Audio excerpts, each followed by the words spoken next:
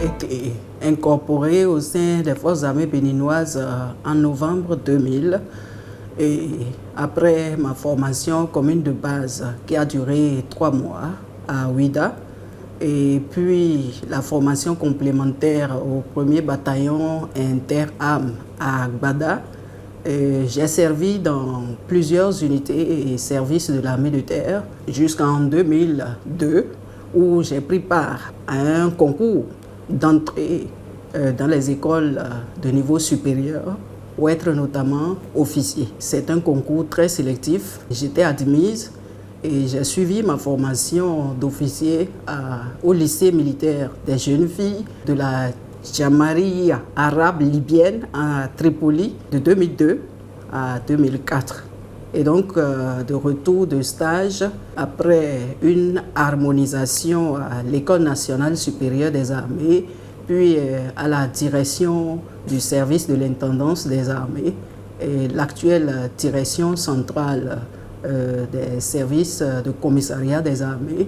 J'ai aussi servi dans différents postes administratifs et de conseil à la direction du génie et de la participation au développement, l'actuelle direction centrale du génie des armées et au secrétariat particulier du ministre d'État chargé de la Défense nationale et enfin au groupement des services.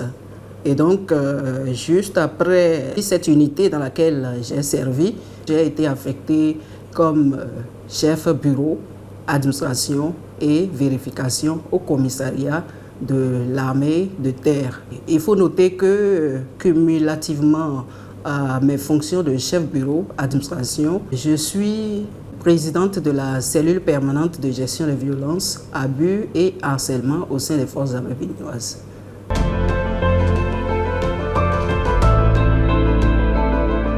La cellule est créée en 2020 à la suite de la prise de l'instruction particulière relative aux violences et harcèlements faits à l'encontre des personnels féminins au sein des Forces armées béninoises. Et il faut remarquer, noter aussi surtout que l'armée n'est pas un espace de non-droit.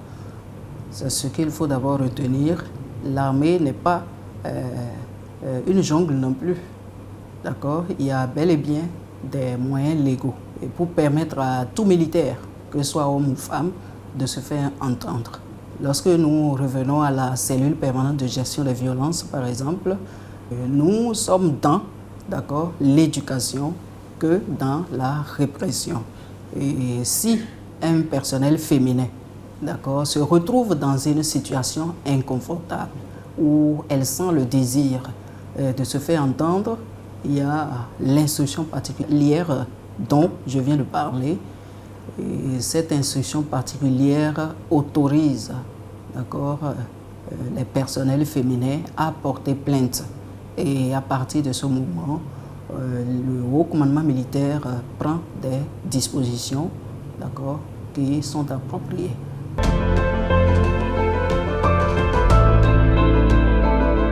Nous avons traité plusieurs cas de harcèlement, mais il faut noter que la plupart de ces cas n'ont pas été avérés après les enquêtes. D'accord? Donc, ces cas, on pourrait les classer en 3 groupes. Le premier groupe, le cas de celles qui ont consenti à un moment donné et qui, à la suite d'un petit désaccord, le problème est posé. Il y a eu également le groupe de cas de maladie, je vais ainsi dire, où le dossier que nous avons traité, l'intéressé avait un problème mental. Et enfin, le groupe de celles qui portent plainte et aussitôt quelques heures après viennent retirer simplement leur plainte. Et lorsque les cas sont avérés, il y a un dossier disciplinaire qui est établi. Cela veut dire que les sanctions sont prises par le haut commandement militaire face à celui qui est mis en cause. Et disons conjointement, ce que nous faisons, on oriente les 2 parties vers les tribunaux pour en connaître. À ces 2 niveaux, qu'est-ce que la cellule fait? Nous accompagnons, nous suivons d'abord le dossier et nous rendons compte à la hiérarchie et nous accompagnons la victime.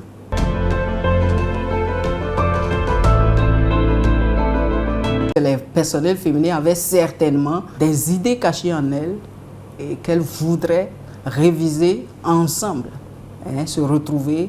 Vous savez quand même que la Journée internationale de la femme, c'est une journée consacrée à la réflexion des droits des femmes.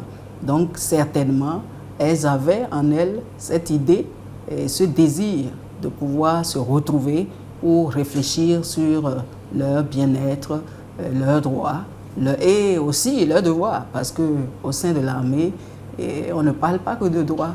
Il faut parler aussi de ses devoirs. Vous voyez un peu. Donc peut-être que c'était ça. Et voilà, quand il y a eu un fil conducteur, le reste a pris.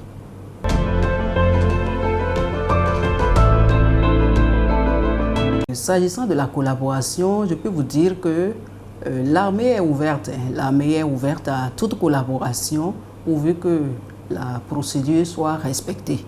Et donc, si une organisation de la société civile est intéressée par la collaboration avec la cellule, elle n'aura qu'à saisir l'état-major général et à la suite, la cellule se chargera d'entrer en contact avec le partenaire pour une collaboration fructueuse.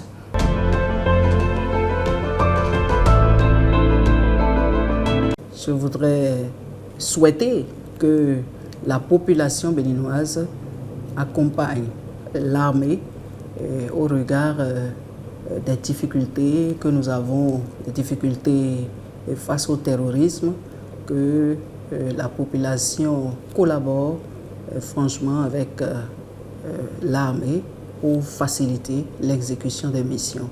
Donc ça pourrait être un point fort, d'accord, pour la réussite de la mission.